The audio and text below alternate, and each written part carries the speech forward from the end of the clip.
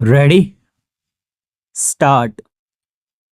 Pursuant to the aforesaid order, the respondent has filed an additional counter affidavit in which he has emphasized the desirability of remanding the matter back to the disciplinary authority for redetermination of the matter. He has emphasized that failure to supply the inquiry report to the delinquent deprives him of making a proper representation to the disciplinary authority before that authority arrives at its own findings with regard to the guilt or otherwise of an employee. This admittedly not having been done, clearly the respondent was prejudiced in submitting his defense.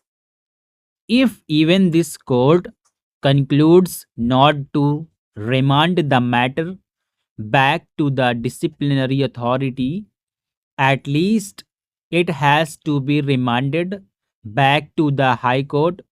He has stated that a number of points were raised before the High Court which have not been considered on merits, as the High Court decided the writ petition only on the ground of non furnishing of the inquiry report.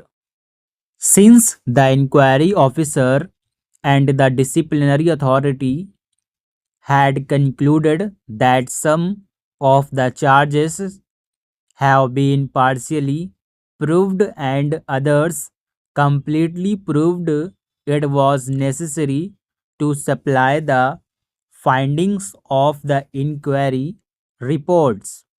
Only on knowing the reasoning of the inquiry officer could be the respondent give an effective explanation.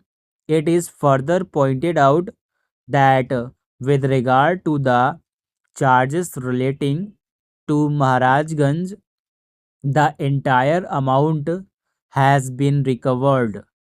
This fact is noticed by the disciplinary authority, but quite illegally, it still proceeded to impose punishment on the ground of proved misconduct.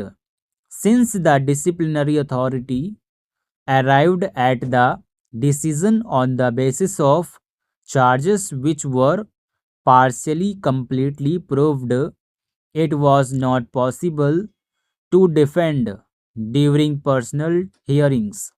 According to the respondent, this was stated by him at the personal hearing, but it was ignored. In fact, the disciplinary authority was adamant to punish the respondent. All these issues could have been highlighted if the High Court had decided the writ petition on merits. Therefore, matter needs to be remanded back to the High Court for a decision on merits on all the issues raised by the respondent.